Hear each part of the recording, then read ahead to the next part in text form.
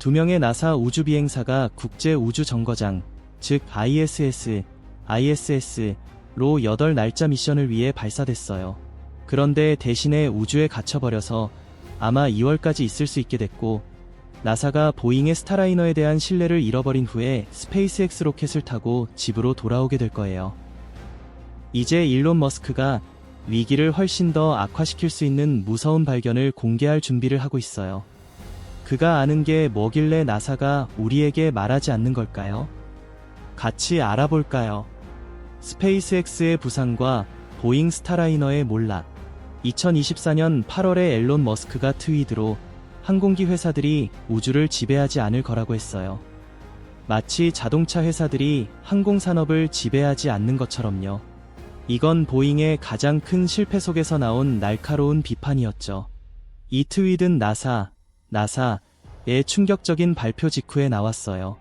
수니타 윌리엄스와 버치 윌모어 우주비행사들이 보잉의 스타라이너로 2024년 6월 5일에 발사됐는데 원래는 8날짜짜리 임무였어요. 그런데 도킹 과정에서 우주선의 위험한 기술적 문제 때문에 궤도에서 8달 만에 스페이스X를 통해 귀환하게 됐어요. 나사는 스타라이너가 사람을 태우기엔 안전하지 않다고 판단하고 오랜 파트너인 보잉을 공개적으로 제쳐두는 쪽을 택했어요. 생명을 위험에 빠뜨리기보다는요. 머스크는 이 상황의 심각성을 강조했어요. 스페이스X가 없었다면 나사는 러시아에게 도움을 청해야 했을 테고, 그건 국가적 굴욕을 불러오고 미국 우주 탐사의 수십 년 후퇴를 초래했을 거예요. 이 재앙은 10년 전으로 거슬러 올라가요. 상업 우주 비행 프로그램의 재앙. 2014년에 나사가 보잉과 스페이스X의 계약을 주면서 미국이 국제 우주 정거장 접근을 위해 러시아 로켓에 의존하는 걸 끝내고 안전하고 신뢰할 수 있는 운송수단을 위한 경쟁을 촉진했어요.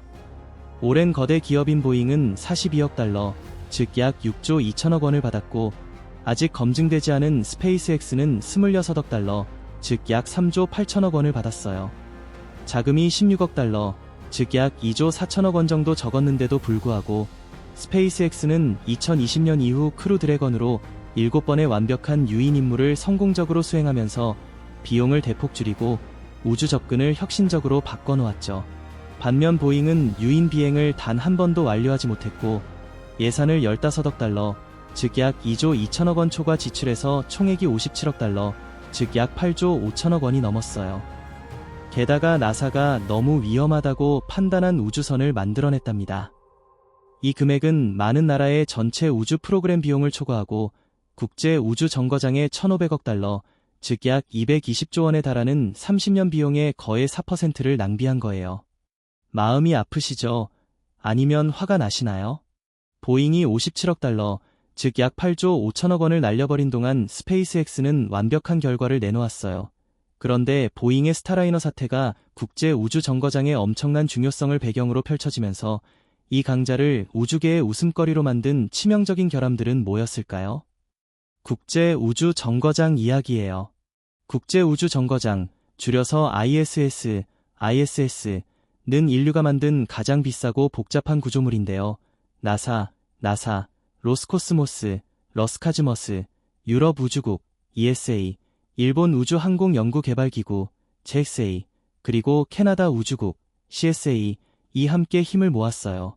지상에서 약 250마일, 400km, 높이에서 시속 17,500마일, 약 28,000km, 속도로 돌고 있는 이 축구장 크기의 무게 약 92만 5천 파운드, 약 420톤짜리 연구소는 우주의 진공 상태에서 로켓 발사와 조립을 거쳐야만 완성될 수 있었어요.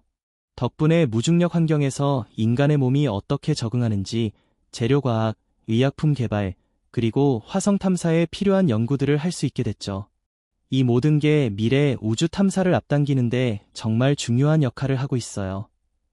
보잉의 스타라이너는 크루 드래곤보다 더 큰 대안으로 오리온보다는 작지만 우주 비행사를 최대 7명, 나사는 4명으로 계획했어요. 까지 태우고 정거장에 최대 7달 동안 도킹해서 비상 탈출용 라이프보트 역할을 하며 케이프 커네버럴의 역사적인 아틀라스 V, 에트러스 V 발사대에서 쏘아 올릴 계획이었어요. 그런데 안타깝게도 이건 기업의 무능과 엔지니어링 실패의 전형적인 예가 돼버렸네요. 첫 번째 큰 실패였어요. 보잉의 스타라이너가 처음으로 큰 재앙을 맞은 건 2019년 12월 무인 테스트 비행 때였어요. 이 비행은 발사에서 국제 우주 정거장에 도킹하고 화물과 로지라는 이름의 더미 인형을 싣고 안전하게 돌아오는 걸 목표로 했죠. 이게 성공해야 사람을 태울 준비가 된 거니까요. 아틀라스 V 로켓은 완벽하게 작동했어요. 스타라이너가 분리된 후 15분 동안은 모든 게 순조로웠죠. 그런데 도킹을 위한 엔진 점화가 실패하면서 우주선이 궤도에서 제대로 반응하지 않게 됐어요. 엔지니어들이 결국 안정화시키긴 했지만 도킹은 놓쳤고 이 치욕적인 실패가 전 세계의 생중계로 드러났어요. 그 뒤에 열린 나사의 짐 브리든스타인과 보잉 관계자들의 기자회견은 오히려 상황을 더 악화시킬 뿐이었네요. 조사 결과 체계적인 실패가 드러났어요. 보잉의 2019년 스타라이너 실패 조사에서 단순한 작은 오류가 아니라 체계적인 엔지니어링 결함이 드러났어요. 근본 원인은 내부 시계가 몇 시간이나 어긋난 소프트웨어 오류였는데 이 때문에 시스템이 잘못된 명령을 실행하게 됐죠. 기본적인 테스트만 제대로 했어도 잡아낼 수 있었을 이 실수가 품질 관리에 심각한 문제를 보여줬어요. 나사의 7달 동안의 조사에서 비행 제시도 전에 고쳐야 할 안전과 관련된 중요한 문제여든 개가 밝혀졌어요. 그동안 스페이스X는 첫 유인 테스트를 성공하고 실제 운영 임무와 정기 발사를 해내며 상업용 유인 우주 수송의 가능성을 증명했지만 보잉은 빈 우주선으로 고군분투하고 있었죠. 밸브 재난과 추가 지연들. 보잉이 드디어 회복될 것처럼 보였을 때 2021년 두 번째 무인 스타라이너 테스트를 준비하던 엔지니어들이 10여 개 넘는 부식되고 고착된 추진 밸브를 발견했어요. 이 밸브들은 기동, 도킹, 궤도 유지, 그리고 안전한 귀환의 정말 중요한 부분이었죠. 이 결함은 설계와 테스트에 더 깊은 문제점을 드러냈어요. 보잉이 우주의 혹독한 환경에서 부식이 일어날 수 있다는 걸 미리 예상하지 못한 거예요.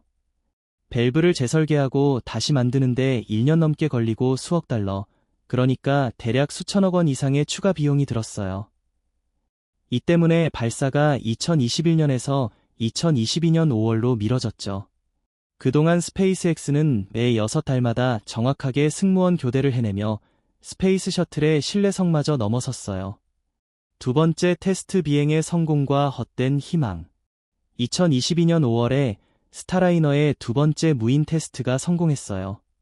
국제 우주 정거장에 도킹하고 며칠 머무른 후 안전하게 귀환했죠. 이 소식에 업계는 안도했고 미디어는 보잉이 오랜 좌절 끝에 드디어 복수한 거라고 칭찬이 자자했어요.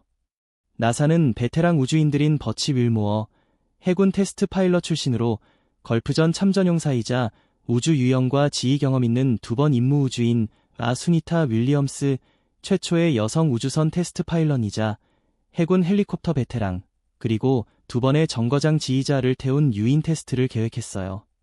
50억 달러가 넘는 돈, 그러니까 대략 7조 원 이상과 10년의 세월을 쏟아부은 후에 보잉이 스페이스X와 겨룰 준비가 된 것처럼 보였지만 문제는 여전히 남아 있었어요.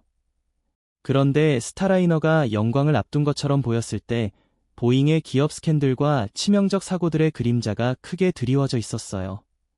유인 임무를 기다리는 새로운 악몽들은 대체 뭐였을까요? 보잉의 기업 위기가 더욱 깊어지다. 보잉이 스타라이너를 유인 테스트 비행에 준비시키는 동안 여러 불운한 비행 중 사고들이 항공우주업계에서 보잉의 명성에 긴 그림자를 드리웠어요.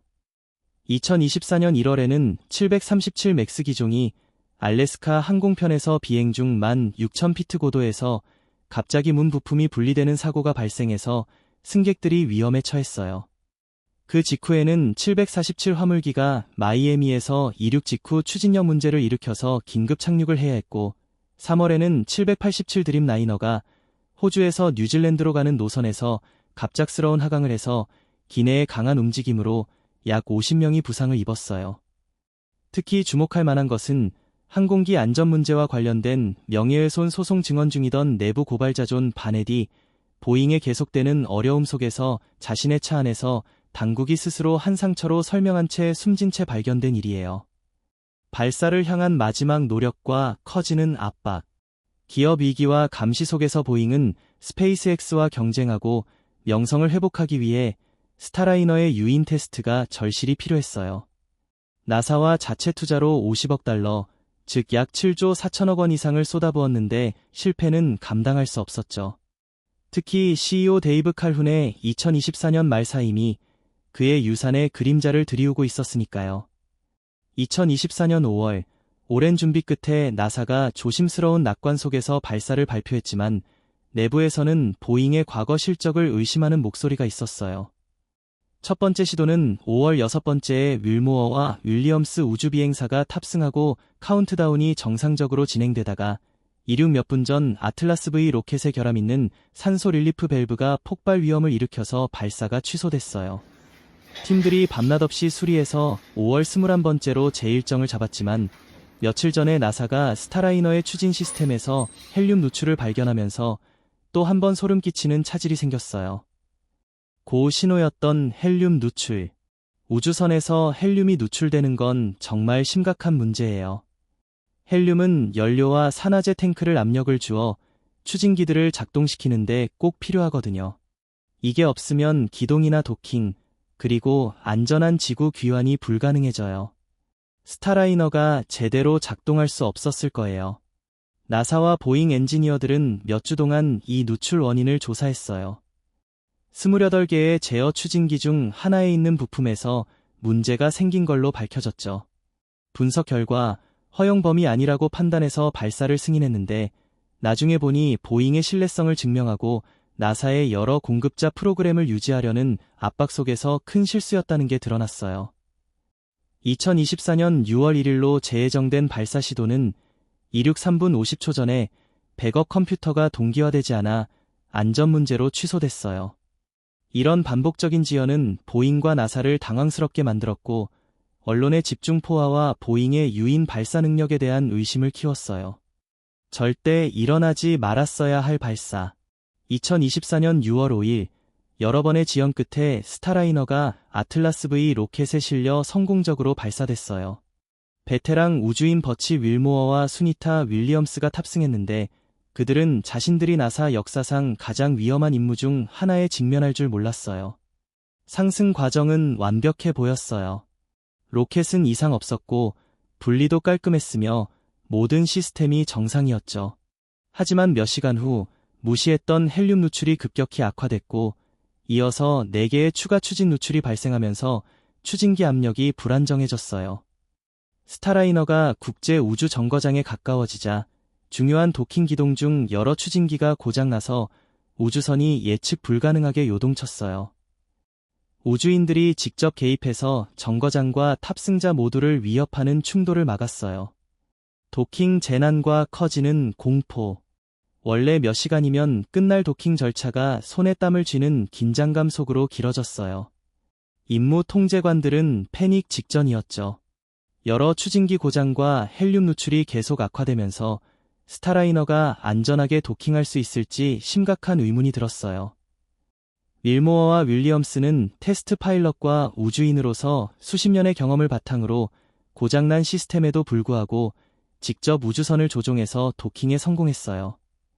하지만 이 성공은 그들이 얼마나 재난에 가까웠는지를 더 부각시켰죠. 이제 나사 임무 통제관들은 끔찍한 현실을 직면했어요. 8날 만에 우주인들을 데려올 예정이었던 우주선이 귀환 여정에 안전하지 않다는 게 분명해졌거든요.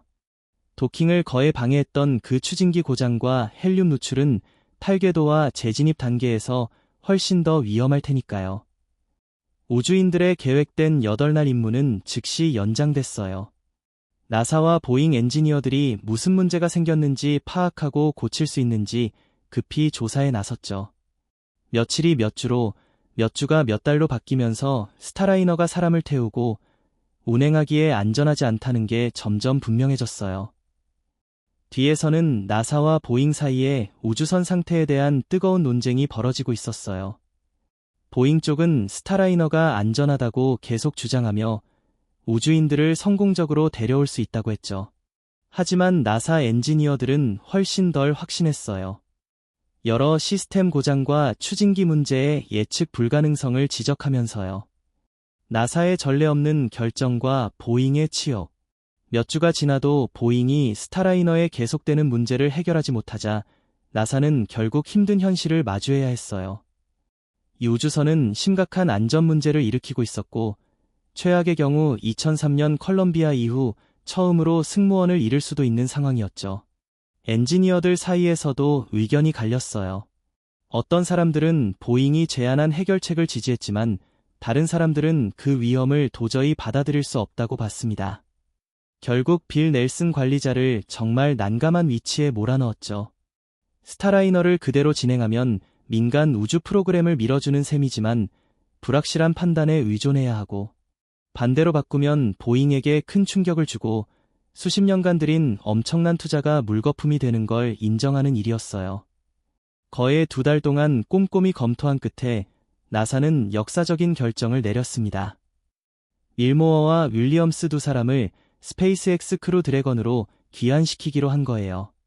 보잉의 방식은 포기한 셈이죠. 이 결정은 우주업계 전체에 큰 파장을 일으켰어요. 세턴 V부터 30년간 이어진 셔틀 프로그램까지 오랫동안 보잉과 함께해온 나사가 50억 달러가 넘는 돈, 하나로 약 7조 원 이상, 과 10년 넘는 시간을 투자한 스타라이너가 너무 큰 위험을 안고 있다고 판단한 거니까요. 보잉에게는 정말 뼈아픈 타격이었습니다. 이상한 소음과 점점 커지는 불안. 상황이 이미 충분히 기묘했는데 더 기가 막힌 일이 생겼어요. 2024년 8월 31일 버치 윌모어가 임무통제센터에 연락을 해왔는데 그 말을 듣는 순간 모두가 소름이 돋았습니다. 스타라이너 안에서 이상한 소리가 들린다고 했거든요. 스피커에서 이상한 소리가 나요. 윌모어가 휴스턴에 보고했어요. 뭐가 만드는 소린지는 모르겠는데 마치 펄떡펄떡 뛰는 소리 같아요. 거의 소나 음파 탐지기 소리처럼요. 지상의 나사 엔지니어는 그 소리를 수중에서 나는 소나 핑 소리 같다고 표현했어요. 진공 상태의 우주 공간에서 그런 소리가 날 리가 없는데 말이죠. 나중에 이 소음이 녹음된 파일이 공개됐는데 지금도 스타라이너 사건에서 가장 섬뜩한 부분 중 하나로 남아있어요. 도대체 무슨 이유로 우주선에서 소나 같은 펄떡이는 소리가 났을까요? 나사의 공식 설명은 우주정거장과 스타라이너 사이의 오디오 설정 문제로 스피커에서 피드백이 생겼다는 거였어요. 하지만 이 설명에 납득한 사람은 거의 없었어요. 특히 통신 시스템 설계를 아는 엔지니어들은 그런 피드백이 원래 발생할 수 없는 구조라며 고개를 저었죠. 그 이상한 소리는 사흘 만에 갑자기 멈췄어요. 시작했던 것만큼이나 이유 없이 사라진 거예요. 나사는 문제 해결됐다고 발표했지만 이미 사건은 불안감을 한층 더 키워놓은 상태였어요. 기본적인 오디오 피드백조차 설명하지 못하는 보잉 엔지니어라면 더 복잡한 우주선 시스템을 어떻게 믿을 수 있겠어요? 텅 빈 귀환과 보잉의 마지막 실패. 2024년 9월 6일 스타라이너는 드디어 지구로 돌아오는 길에 올랐습니다.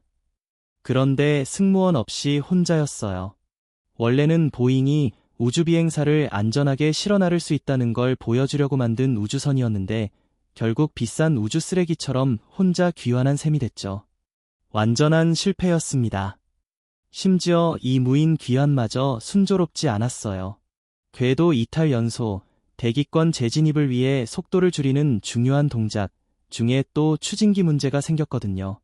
만약 우주비행사가 타고 있었다면 이 추진기 고장 때문에 안전하게 돌아오지 못했을 가능성이 컸어요. 최악의 경우 궤도에 영원히 갇히거나 대기권 재진입 때 끔찍한 사고가 났을 수도 있었습니다. 다행히 스타라이너의 낙하산은 제대로 펴졌고 뉴멕시코 사막에 에어백을 터뜨리며 착륙했어요. 나사 관계자들은 정확히 목표 지점에 착륙했다며 불스아이 착륙이라고 표현했지만 그 성공적인 착륙도 전체 임무가 처음부터 끝까지 참담했다는 사실을 가릴 수는 없었어요. 나사 상업승무원 프로그램 매니저 스티브 스티치는 착륙 후 이렇게 말했어요. 우주선이 무사히 돌아와서 다행이다. 라는 안도감은 있었지만 이게 우리가 원했던 결과는 절대 아니다. 라고 솔직하게 인정했죠. 텅 빈 우주선이 안전하게 착륙했다고 해서 승리라고 할 수는 없잖아요. 진짜 목표는 사람을 안전하게 태우고 내리는 거였는데 말이죠. 일론 머스크의 무서운 폭로들. 이 전체 재난 과정에서 일론 머스크는 보잉의 실패에 대해 비교적 조용히 있었어요. 대신 스페이스X가 우주에 갇힌 우주비행사들을 구출할 준비에 집중했죠. 하지만 스타라이너가 빈 상태로 귀환한 후 몇 주 지나면서 머스크는 보잉의 우주선이 앓고 있는 문제들의 진짜 규모를 드러내는 정보들을 공유하기 시작했어요. 스페이스X 엔지니어링 팀과 가까운 소식통들에 따르면 스타라이너가 도킹하는 걸 거의 막을 뻔한 추진기 고장은 우연한 오작동이 아니라 보잉이 몇 년 동안 알고 있었던 근본적인 설계 결함의 증상이었대요. 회사는 특정 조건에서 추진 시스템이 신뢰할 수 없다는 걸 알면서도 유인 시험 비행을 진행하기로 선택했다고 해요. 더 불안한 건 위기 동안 보잉의 내부 소통에 대한 폭로예요. 머스크는 보잉 경영진이 우주선이 안전하지 않다는 게 분명해진 후에도 나사의 귀환 비행을 승인하도록 압력을 가했다고 암시했어요. 회사는 추가 지원과 비용 초과를 피하는 데 더 신경을 썼지 탑승한 우주비행사들의 안전은 덜 신경 썼던 모양이에요. 아마도 가장 무서운 건 머스크의 주장인데 스타라이너의 문제들이 추진 시스템에만 국한된 게 아니라는 거예요. 그의 소식통에 따르면 보잉은 우주선의 열 차폐막, 생명 유지 시스템, 비행 컴퓨터의 잠재적인 문제를 확인했지만 이 문제들을 나사나 대중에게 공개하지 않기로 선택했다고 해요. 이 주장들이 사실이라면 보잉의 기업 문화가 이익 보호와 책임 회피에 너무 집중해서 실수를 인정하기보다는 사람 목숨을 위험에 빠뜨릴 의향이 있다는 걸 보여줘요. 이건 나사와 미국 국민들이 보잉을 인간 우주 탐사의 파트너로 신뢰했던 걸 근본적으로 배신하는 거예요. 갇힌 우주비행사들과 그들의 고난. 지상에서 기업과 정치적인 드라마가 벌어지는 동안 윌모어와 윌리엄스는 계획하지도 않았고 제대로 준비되지도 않은 채 우주에서 장기 체류라는 현실을 겪고 있었어요. 원래 6명을 수용하도록 설계된 국제우주정거장이 이제 9명을 수용하게 되면서 모두의 인내심과 전문성을 시험하는 비좁은 환경이 됐죠. 우주비행사들은 8일 임무를 위해 짐을 쌌어요. 짧은 체류에 필요한 옷과 개인 물품만 가져왔죠. 임무가 몇 달로 길어지면서 깨끗한 옷부터 개인 위생용품까지 모든 게 부족해졌어요. 우주에는 세탁시설이 없으니까 우주비행사들은 보통 옷을 주기적으로 갈아입고 더러운 건 재진입돼 타버리는 화물 우주선에 버려요. 수면이 특히 큰 도전이었어요. 우주 정거장에는 전용 수면 공간이 6개뿐이라 일부 승무원들은 정거장 곳곳에 임시 공간에서 자야 했어요. 윌리엄스는 크루 얼터네이트 슬립 어코모데이션이라는 승무원 숙소를 공유하게 됐고 윌모어는 일본 우주항공연구개발기구의 키보 모듈에서 자유롭게 떠다니는 침낭에서 잤어요. 그들의 상황이 심리적으로 미치는 영향은 과소평가할 수 없어요. 이들은 평범한 시험 비행이 될 거라 믿고 자원한 베테랑 우주비행사들이었죠. 대신 우주생존 시나리오에 얽매인 어닐링 참가자가 돼서 동료들의 호의와 스페이스X가 결국 안전하게 집으로 데려다줄 희망에 의존하게 됐어요. 재정적 재앙과 납세자에 대한 배신. 보잉의 스타라이너는 처음에 42억 달러 계약으로 시작됐는데 지금은 60억 달러 이상을 삼켜버렸어요. 이 때문에 납세자와 주주들은 나사가 너무 위험하다고 판단한 우주선을 떠안게 됐죠. 이 금액은 나사의 전체 행성과학부서 예산을 초과하는 거예요. 게다가 여러 번의 화성 탐사 임무나 새로운 망원경을 만들 수 있을 만큼 충분한 돈이었답니다. 이런 초과 비용 때문에 경쟁이 사라져버려서 나사는 상업우주인 프로그램의 목표와 달리 스페이스X에만 의존하게 됐어요. 연구와 탐사, 화성 기술 개발에 써야 할 자금이 다른 데로 새어나갔죠. 보잉 주주들은 15억 달러의 손실을 입었는데 이는 기업 역사상 최악의 투자 사례 중 하나로 기록될 거예요. 기업 무능의 인간적 대가, 돈 낭비를 넘어 보잉의 실패는 사람들의 생명을 위태롭게 했어요. 우주 비행사 버치 윌모어와 수니타 윌리엄스가 우주에 8달 동안 갇혀있게 됐죠. 이건 예상치 못한 문제 때문이 아니라 엔지니어들의 무능이나 스타라이너의 능력에 대한 부정직 때문이었어요.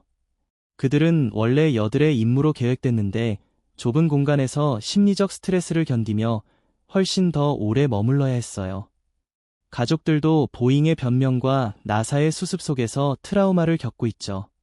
게다가 중국이 앞서가는 동안 미국의 우주 신뢰가 무너져 국제적 망신과 명예 실추를 가져왔어요. 앨런 머스크의 체계적 문제에 대한 경고. 최근 인터뷰와 소셜미디어 게시물에서 앨런 머스크는 보잉의 스타라이너 문제가 회사 엔지니어링 문화 속에 훨씬 더 깊은 문제의 증상이라고 지적했어요. 머스크에 따르면 보잉은 엔지니어링 중심 회사에서 재무 임원들이 주도하는 곳으로 바뀌었대요. 그들은 장기적인 안전과 신뢰성보다 단기 이익을 우선시하죠. 이런 문화 변화는 1997년 보잉과 맥도넬 더글라스의 합병 후 시작됐다고 해요. 그때부터 비용 절감과 일정 단축을 더 공격적으로 추진하게 됐죠. 안전 문제를 제기한 엔지니어들은 소외되거나 회사에서 밀려났고 품질 문제와 상관없이 제때 예산안에 프로젝트를 끝낸 임원들이 승진했대요. 머스크는 보잉의 최근 항공기 재난들을 이 문화 쇠퇴의 증거로 꼽았어요. 346명의 목숨을 앗아간 737 맥스 추락 사고들, 알래스카 항공 비행기에서 문플러그가 터져나간 사건, 그리고 지금 스타라이너 실패까지 모두 재무 목표를 맞추기 위해 안전을 희생한 비슷한 패턴을 따르고 있죠. 아마 가장 충격적인 건 머스크가 지적한 대로 보잉이 유인 시험 비행 전에 스타라이너 문제를 이미 오래전부터 알고 있었는데 추가 지연과 비용 초과를 피하려고 그냥 진행했다는 거예요. 만약 이게 사실이라면 이는 범죄에 가까운 기업 무책임으로 볼 수 있겠네요. 경쟁 상황과 스페이스X의 우위. 보잉이 스타라이너의 기본 기능으로 고생하고 있는 동안 스페이스X의 크루드래건은 여러 임무에서 완벽한 안전 기록을 자랑하고 있어요. 팔콘 9 로켓은 역사상 가장 신뢰할 수 있는 발사체로 꼽히고 재사용 가능한 로켓으로 비용을 크게 줄였죠. 게다가 스타링크의 글로벌 위성 네트워크와 화성 임무를 위한 스타쉽까지 갖추고 있답니다. 이런 격차 때문에 미국의 우주 리더십이 약해지고 있어요. 나사의 여러 공급자 비전이 스페이스X의 독점으로 변하면서 경쟁과 혁신, 비용 절감이 모두 막히고 있거든요. 국제적으로 보면 중국의 화성 성공과 우주 정거장, 달 계획, 그리고 러시아의 신뢰할 수 있는 우주선들이 보잉의 실패로 나사의 인간 비행 신뢰를 얻지 못한 미국을 앞지르고 있어요. 보잉의 우주 미래. 이제 나사와 항공우주 업계에서는 보잉이 10년간의 실패에서 회복할 수 있을지 아니면 인간 우주 비행에서 영구적으로 제외되어야 할지 의문을 제기하고 있어요. 완전한 문화 개혁이 필요하다는 목소리가 커요. 경영진은 품질 관리 개선을 약속하지만 이는 370 맥스와 초기 스타라이너 재난 후에 지키지 못한 약속을 반복하는 거예요. 나사 국장 빌 넬슨은 논란에도 불구하고 또 한 번의 기회를 주었지만 전문가들은 그 위험성을 강하게 비판하고 있죠. 재정적으로 어려움을 겪고 있는 보잉은 이미 약 20억 달러 정도의 손실을 입었고 스페이스X의 더 저렴하고 신뢰할 수 있는 대안 앞에서 수억 달러의 추가 손실 가능성까지 직면해 있어요. 이 때문에 보잉의 시장 생존 가능성에 큰 의문이 생기고 있답니다.